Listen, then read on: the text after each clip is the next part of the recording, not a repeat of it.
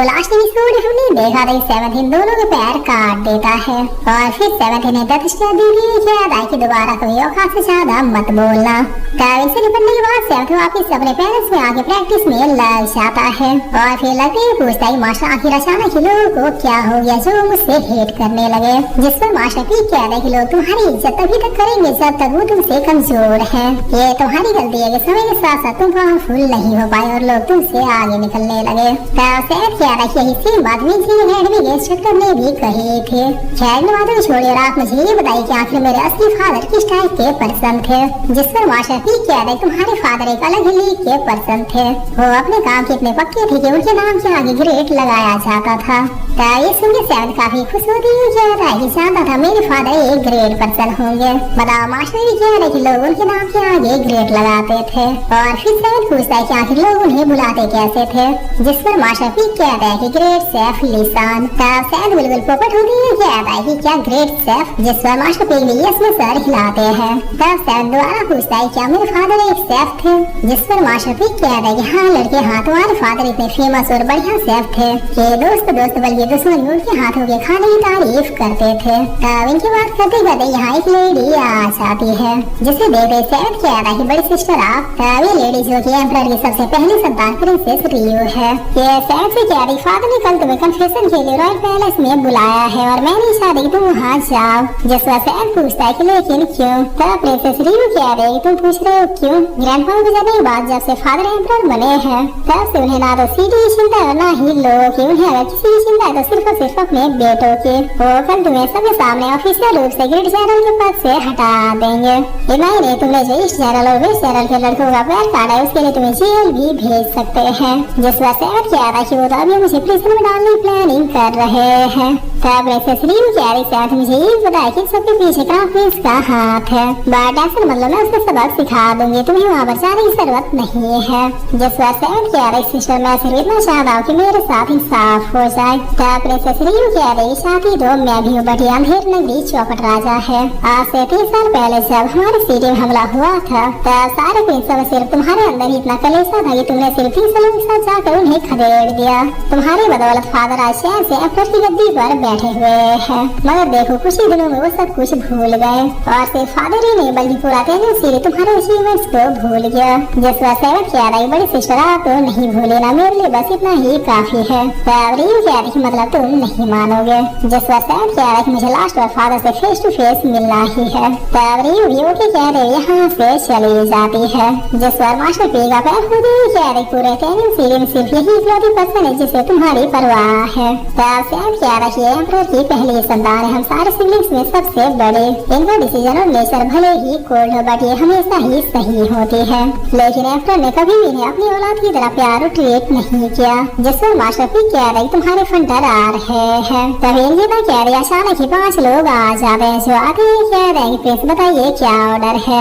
तब सैम कह रही मैंने तुम लोगों को नहीं बुलाया। जिस पर लड़का कह रही हमने सुना कि आप पर हमला हुआ था इसलिए हम लोग तुरंत सब कुछ छोड़ छाड़ के आ गए। तब यार भी कह रही प्लीज बताइए हमें कि आखिर आपके ऊपर अटैक किसने किया था। अभी जाके हम उसका खेल तमाम कर देते हैं। जिस वजह से कह रहा है कि कोई जरूरत नहीं। तब ये लोग कह रहे हैं कि क्या। जिस वजह से कह रहा है कि शैडोज में ही रहो ये मेरा ऑर्डर है। तब ये लोग यस प्लीज कह रहे तुरंत ही डिसअपीयर हो जाते हैं। गाइस प्लीज के पास अपना शैडो वॉरियर भी है। जिस पर चीज होता है हमें दूसरे दिन का सीन दिखाया जाता है जहाँ सैम कह रही चलिए चलते हैं। तब मास्टर भी कह रहे क्या तुम श्योर हो। जिस वजह से कह रहा है मुझे खुद से ज्यादा आपके गाइडेंस पे भरोसा है चलिए आज आर पार कर ही देते हैं। तब मास्टर भी कह रहा है कि वेल डन बॉय मैं भी यही सुनना चाहता था। और इतना क्या कि ये लोग रॉयल पैलेस की तरफ निकाल जाते हैं जहाँ आसपास के लोग इसे देखते हुए कह रहे देखो वो आ गया। आज तो इसे जेल में जाने से कोई भी नहीं रोक सकता सब कुछ पहले से ही प्लान हो चुका है और अगर इसने हाथ पर चलाने की कोशिश की तो फिर रॉयल पैलेस के अंदर इसे मार दिया जाएगा ऐसा क्राउन प्रिंस ने कहा है। तब ये आदमी कह रही हम वैसे मिल चुके, हमें बस क्राउन प्रिंस से जैसा कहा है वैसा ही करना है। जिस पर इधर अभी गार्ड 7 को रोकती है कह रही है अपना स्वॉर्ड नीचे रखो, तुम रॉयल पैलेस में स्वॉर्ड लेकर नहीं जा सकते। तब 7 पूछता है कि क्यों। जिस पर गार्ड कह रही 7 प्रिंस क्या तुम भूल गए कि जिसकी सुनवाई होती है वो वेपन अंदर लेके नहीं जा सकता। कहीं कल्टीवेशन के साथ साथ तुम्हारा बुद्धि भी तो भ्रष्ट नहीं हो गया। अब जल्दी से मेरा मुंह ताकना बंद करो, इस स्वॉर्ड को नीचे रखो। तब ये लोग अब दूर से कह रहे हैं कि ये गलत हो रहा है।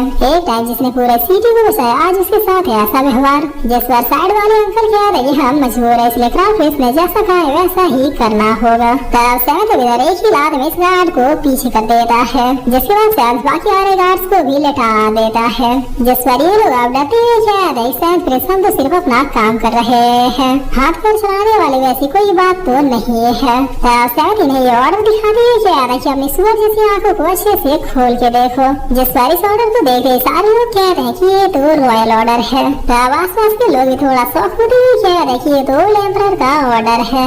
जिस पर ये आदमी कह रहे कि आज से 3 साल पहले जब हमारे टेनिंग सिटी में अटैक हुआ था तब 7 प्रिंस ने बहुत ही बहादुरी से उस बैटल को लड़के जीता था। तब हमारे ओल्ड एम्परर ने इसकी काबिलियत को देखकर अपना शाही ऑर्डर दिया था, क्योंकि सिर्फ 300 लोगों के साथ आज तक किसी ने भी बैटल को नहीं जीता था।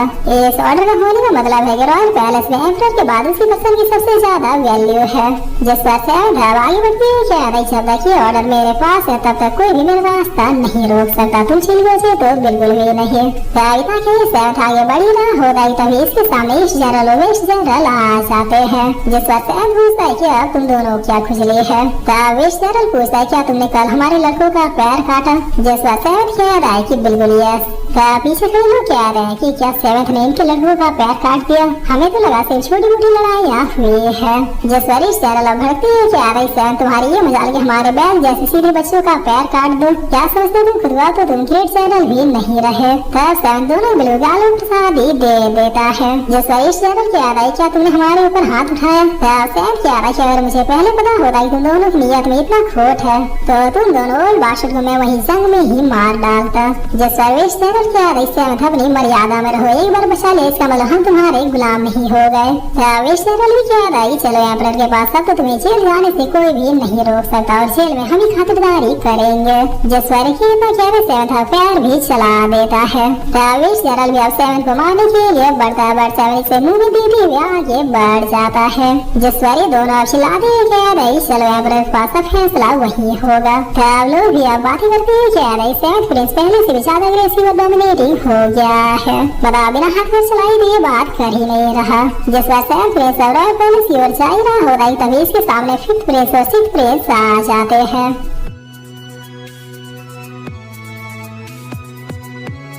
और फिर इसी साथ ये एपिसोड यहीं पे खत्म होता है।